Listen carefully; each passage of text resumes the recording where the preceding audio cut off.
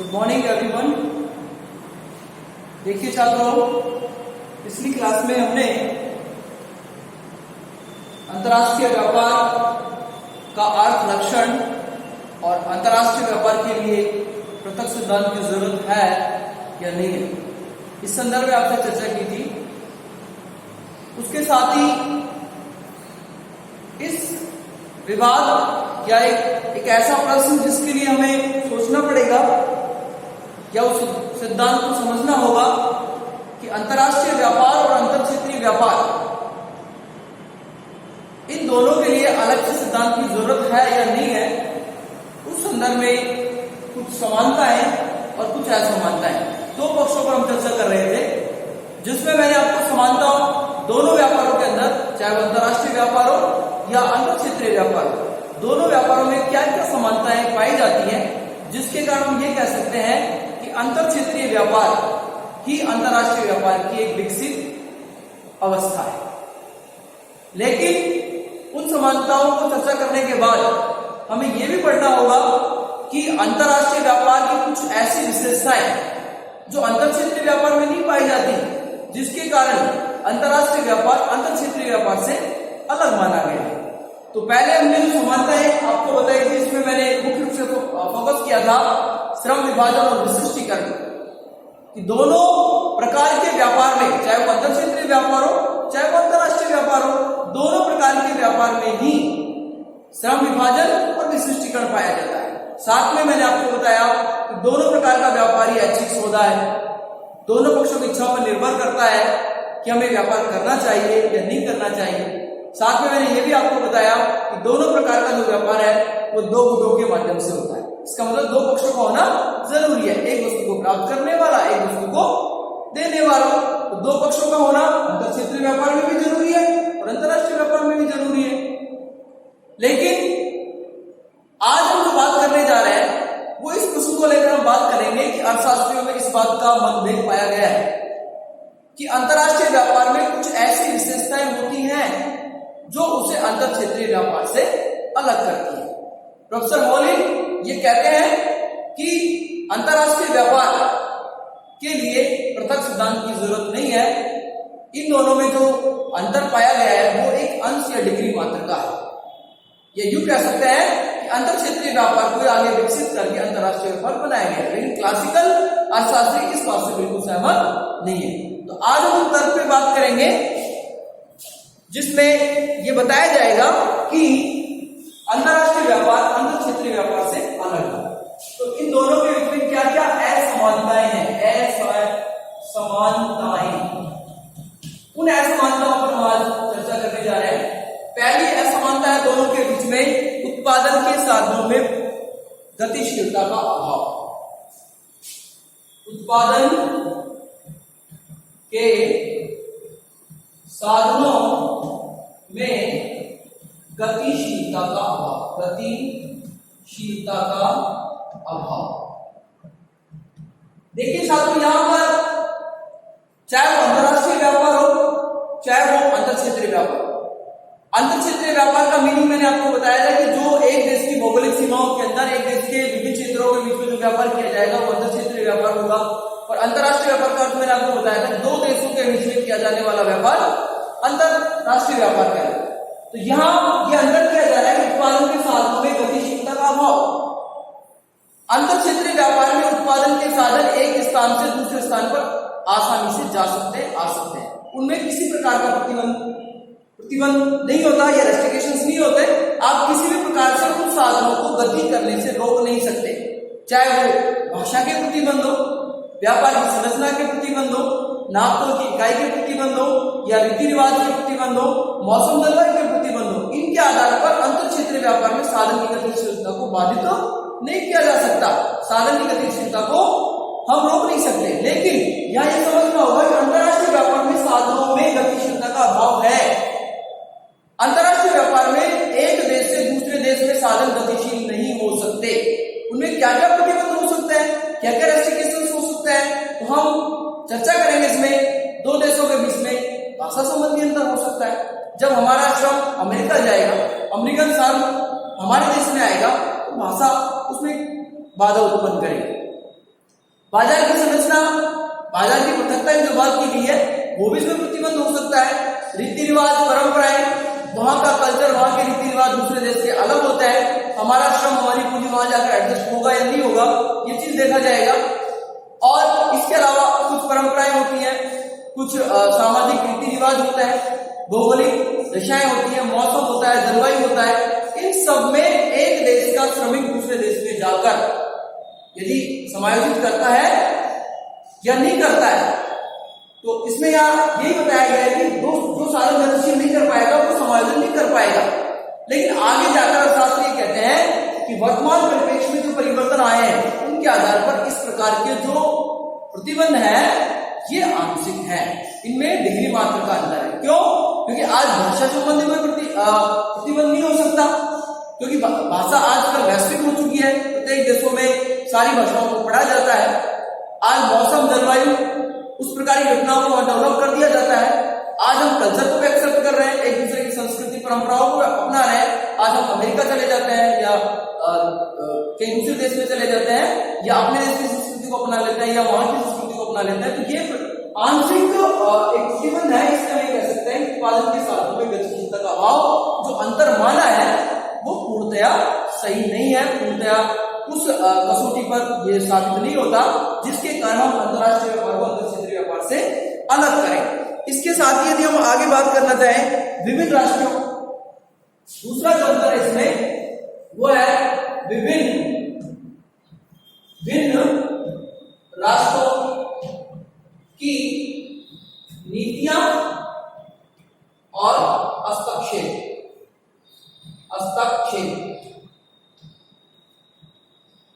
नीतियां और हस्तक्षेप।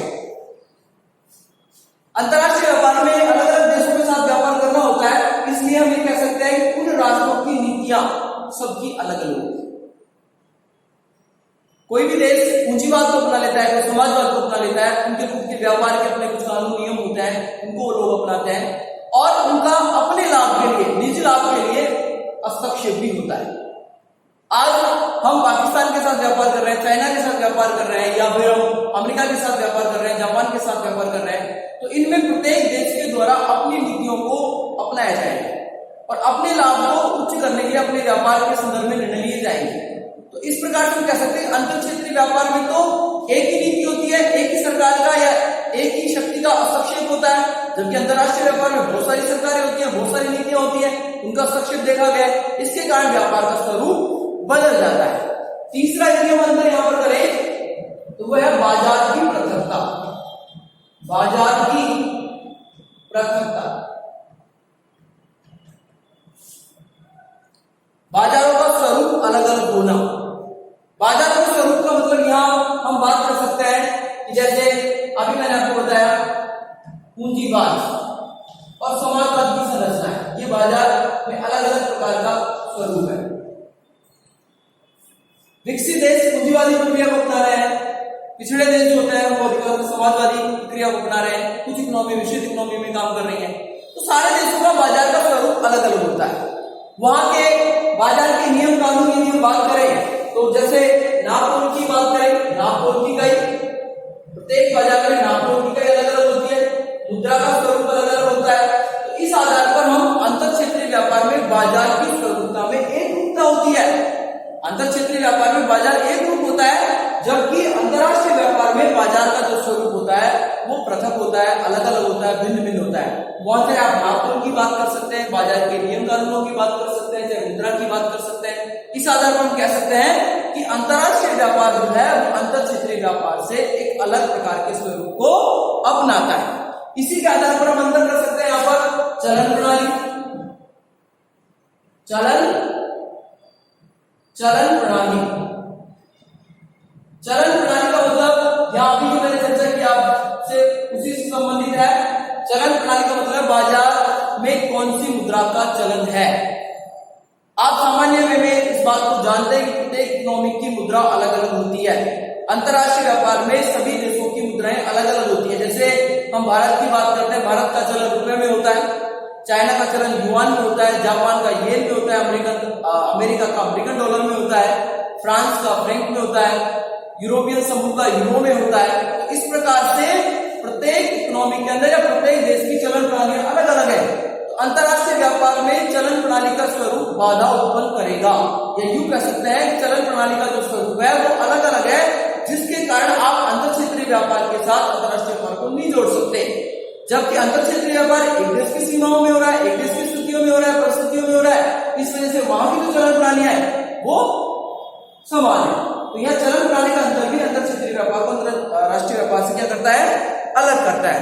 इसके अलावा विभिन्न राजनीतिक इकाइयां, विभिन्न राजनीतिक इकाइयां, यहां पर राजनीतिक इकाइयों से मतलब सरकारों से है। प्रत्येक देश में राजनीतिक इकाई अलग अलग होती है और उसकी जो राष्ट्रीय पॉलिसी होती है या राष्ट्रीय नीतियां होती हैं वो भी अलग अलग होती है। एक देश में एक ही राजनीतिक इकाई होती है जो इस प्रकार के निर्णय लेती है कि व्यापार किस संदर्भ में करना है, कैसे करना है, किसके साथ करना है, किस वस्तु का करना है, इसका स्वरूप क्या होगा, इसकी संरचना क्या होगी, इसके संगठन क्या होंगे, ये सारे निर्णय एक इकाई लेती है। जबकि अंतरराष्ट्रीय व्यापार में राजनीतिक इकाइयां अलग अलग होती है, इसलिए उनके निर्णय भी अलग अलग होते हैं। अब यहाँ देखिए बहुत सारे हम ऐसे उदाहरण अंतरराष्ट्रीय व्यापार में देखते हैं कि जैसे पाकिस्तान और भारत का जो व्यापारिक संबंध है वो अच्छा नहीं, क्योंकि हमारे राजनीतिक संबंध अच्छे नहीं। जब राजनीतिक संबंध अच्छे नहीं है तो हमारा व्यापारिक संबंध भी अच्छा नहीं होगा। इसी प्रकार हम चीन की, भारत की बात करते हैं तो हमारे यहाँ भी राजनीतिक संबंध अच्छे नहीं है, तो यहाँ व्यापारिक संबंध खराब हो गए। इसी प्रकार अमेरिका और भारत की बात करते हैं तो यहाँ हमारे व्यापारिक संबंध अच्छे हैं क्योंकि हमारे राजनीतिक संबंध अच्छे हैं। तो कहने का मतलब अंतरराष्ट्रीय व्यापार में भिन्न भिन्न राजनीतिक इकाइयां होने के कारण भी अंतरराष्ट्रीय व्यापार का स्वरूप बदल जाता है, जिसको यदि हम कंपेयर करें अंतर क्षेत्रीय व्यापार से तो वो ठीक नहीं होगा। इसलिए हम कह सकते हैं यहाँ पर कि अंतरराष्ट्रीय व्यापार जो है वो अंतर क्षेत्रीय व्यापार से क्या है, अलग है। इसके अलावा हम नेक्स्ट छठा पॉइंट की हम बात करें परिवहन की समस्या। परिवहन की समस्या, देखिए साथियों, परिवहन की समस्या का मतलब ये होता है अंतर क्षेत्रीय व्यापार में व्यापार का अधिकांश हिस्सा है वो स्थल मार्ग से पूरा किया जाता है। परिवहन के 3 मार्ग होते हैं यहाँ पर, स्थल मार्ग, जल मार्ग और वायु मार्ग।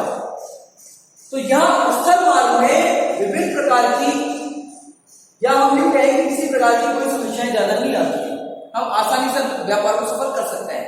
लेकिन अंतरराष्ट्रीय व्यापार में जो व्यापार होगा वो जलीय मार्ग से, जलीय मार्ग और वायु मार्ग से संपन्न होता है। अब ये दोनों ही अंतरराष्ट्रीय व्यापार में इन दोनों मार्गों को अपनाया जाता है, तो ये दोनों ही मार्ग कठिन है, अनेक समस्याएं, क्योंकि यहाँ लागत भी ज्यादा आएगी और समय और रिस्क ये सब बढ़ जाएगा। तो परिवहन अंतरराष्ट्रीय व्यापार में बहुत मेजर प्रॉब्लम है, बड़ी समस्या है, जबकि अंतर क्षेत्रीय व्यापार में हम परिवहन की समस्या को गौण कर देते हैं, क्योंकि सारी सीमाएं हमारे एक दूसरे क्षेत्रों से जुड़ी होती है। हम आसानी से स्थल मार्ग के द्वारा हम व्यापार को संपन्न कर सकते हैं। इसी प्रकार जैसे हम उदाहरण यहाँ पर कि जैसे भारत और नेपाल की सीमाएं आपस में जुड़ी हुई है, हमारा जो व्यापार हो रहा है वो स्थलीय मार्ग से हो रहा है। अब यदि नेपाल किसी दूसरे देश के साथ व्यापार करना चाहेगा तो उस व्यापार को संपन्न करने के लिए उसको भारतीय सरकार से परमिशन लेनी होगी, स्वीकृति लेनी होगी, क्योंकि उसका व्यापार हमारे मार्ग से होगा। इसलिए हम कह सकते हैं इस प्रकार की समस्याएं अंतरराष्ट्रीय व्यापार में आती है, जबकि स्थानीय या अंतर क्षेत्रीय व्यापार में इस प्रकार की समस्याओं का सामना नहीं करना होता। अगला बिंदु हमारा 7वां पॉइंट है भौगोलिक दूरी। भौगोलिक दूरी, भौगोलिक दूरी का मतलब यहां पर 2 स्थानों के बीच में पाई जाने वाली दूरी से है। लेकिन छात्रों यहां पर मैं इस बात का समर्थन नहीं करता कि भौगोलिक दूरी अंतर क्षेत्रीय व्यापार को अंतरराष्ट्रीय व्यापार से अलग करे। इसको कुछ विद्वानों ने कारक माना है कि भौगोलिक दूरी अंतर क्षेत्रीय व्यापार को अंतरराष्ट्रीय व्यापार से अलग कर रहा है, लेकिन ये एक मुख्य कारण नहीं हो सकता, क्योंकि भौगोलिक दूरी की जब बात करेंगे तो जैसे उदाहरण के तौर पर हम लेते हैं पंजाब और पाकिस्तान, इन दोनों के बीच का व्यापार अंतरराष्ट्रीय व्यापार कहलाएगा। इसी प्रकार पंजाब और असम, इन दोनों के बीच का व्यापार अंतर क्षेत्रीय व्यापार कहलाएगा। पंजाब और पाकिस्तान के बीच का व्यापार अंतरराष्ट्रीय व्यापार कहलाएगा और पंजाब और असम के बीच का व्यापार अंतर क्षेत्रीय व्यापार कहलाएगा। अब यहाँ भौगोलिक दूरी को यदि अंतरराष्ट्रीय व्यापार का बाधक माना है या उसको अलग करने का कारण माना है तो हम ये कह सकते हैं यहाँ पर कि पंजाब और पाकिस्तान जो अंतरराष्ट्रीय व्यापार है लेकिन भौगोलिक दूरी ज्यादा नहीं है, यहाँ आसानी से व्यापार हो सकता है। इधर अंतर क्षेत्रीय व्यापार है तो पंजाब और असम की जो भौगोलिक दूरी है बहुत अधिक है, इसकी तुलना में ज्यादा है। तो हम ये कह सकते हैं भौगोलिक दूरी कोई इसका मुख्य कारण नहीं है, लेकिन फिर भी अनेक विद्वान इस बात को मानते हैं भौगोलिक दूरी के कारण भी अंतरराष्ट्रीय व्यापार अंतर क्षेत्रीय व्यापार से अलग माना गया है। इसके साथ साथ विभिन्न सामाजिक रीतियां और परंपराएं, अगला जो हमारा पॉइंट है इसको अलग करने का, विभिन्न या भिन्न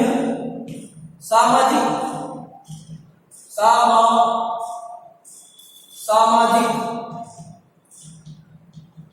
रीति रिवाज, रीतियां और परंपराएं, ये भी अंतर क्षेत्रीय व्यापार और अंतरराष्ट्रीय व्यापार को किसी भी देश की संस्कृति या सामाजिक परंपराएं एक देश में सभी लोगों के द्वारा अपनाई जाती हैं, लेकिन भिन्न भिन्न देशों में अलग अलग सामाजिक परंपराओं को माना जाता है, अलग अलग रीति रिवाजों को माना जाता है, वहां के धर्म, वहां की कल्चर अलग अलग होती है। इस कारण हमें व्यापार करने में समस्याओं का सामना करना पड़ेगा, जबकि अंतर क्षेत्रीय व्यापार में नहीं होता। लेकिन फिर यहाँ ये कहना पड़ेगा कि इस प्रकार की समस्या भी आंशिक है। आज जो इकोनॉमी का अध्ययन कर रहे हैं वो ग्लोबल इकोनॉमी है, वैश्विक अर्थव्यवस्था का अध्ययन कर रहे हैं, और वैश्विक अर्थव्यवस्था के कारण ही आज अंतरराष्ट्रीय व्यापार में इस प्रकार की दूरियां कम हो गई है। आज हम अमेरिका में कोई भी बड़ा त्योहार मनाया जाता है तो उससे ज्यादा लोग हमारे देश में त्योहार को मनाते हैं, वहां की परंपराओं का निर्वहन करते हैं।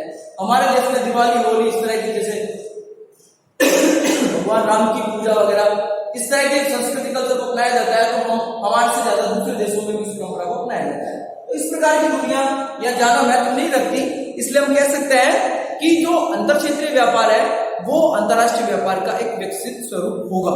अगला हमारा व्यापार और विनिमय नियंत्रण, व्यापार और विनिमय नियंत्रण। देखिए छात्रों, यहां पर इससे पहले भी पढ़ चुके हैं कि विभिन्न राजनीतिक इकाइयां होती हैं अंतरराष्ट्रीय व्यापार में, तो अलग अलग राजनीतिक इकाई होने के कारण उनका विनिमय नियंत्रण भी अलग अलग होता है। विनिमय का मतलब होता है एक देश की मुद्रा के द्वारा दूसरे देश की कितनी मुद्रा का क्रय किया जाता है, वो विनिमय दर कहलाती है, वो विनिमय नियंत्रण की इकाई होती है। तो प्रत्येक देश अपने भुगतान संतुलन को अपने पक्ष में करने के लिए अपनी विनिमय दर को अनुकूल बनाना चाहता है और अपनी विनिमय दर को अनुकूल बनाने के लिए अपने लाभ को प्राथमिकता देता है।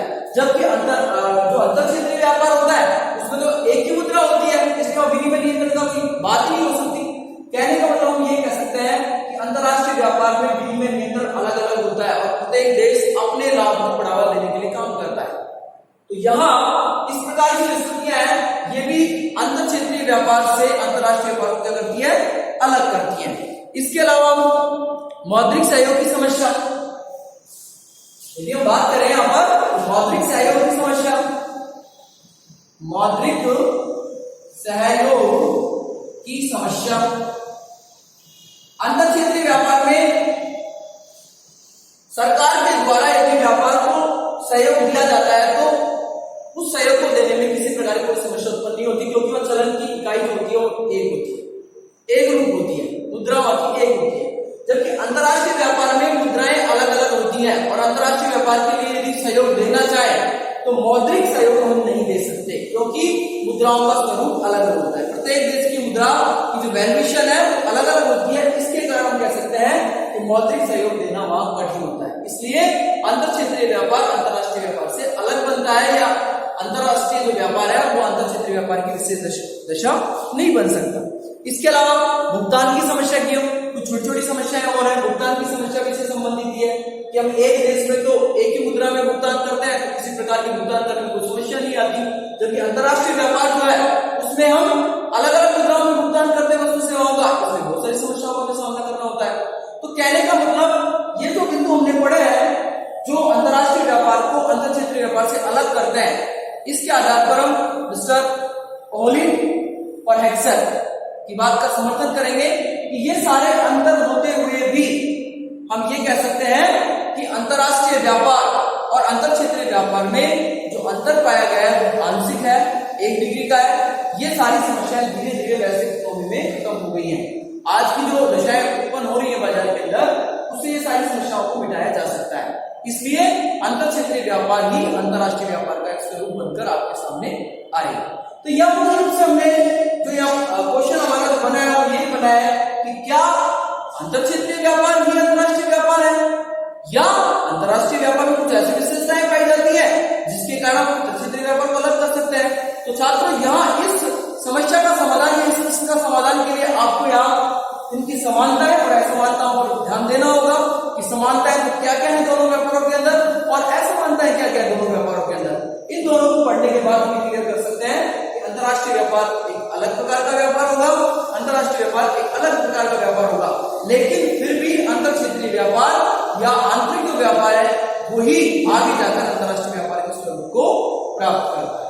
अब आज के जो वीडियो है इसमें हम केवल इतनी चर्चा करेंगे। इसके बाद अगला जो हमारा वीडियो आएगा उसमें हम आपसे बात करेंगे कि अंतरराष्ट्रीय व्यापार में कौन कौन से लाभ हैं, कौन कौन सी हानियां हैं, अंतरराष्ट्रीय व्यापार क्यों करना चाहिए, क्यों नहीं करना चाहिए। तो इसमें यहाँ एक पूरा क्वेश्चन बन जाता है आपका कि अंतरराष्ट्रीय व्यापार के लाभ हानियों की समीक्षा कीजिए, सकारात्मक नकारात्मक जो भी पहलू बनेंगे उनकी चर्चा करें। तो आज के इस वीडियो में आपको ये सारे गुरुवार पढ़ना है और इनको देखना है, और कोई भी यदि आपको समझ नहीं आता है तो आप कमेंट बॉक्स में अपना कमेंट लिखें और इस समस्या के बारे में आप हमसे सहयोग ले सकते हैं। धन्यवाद।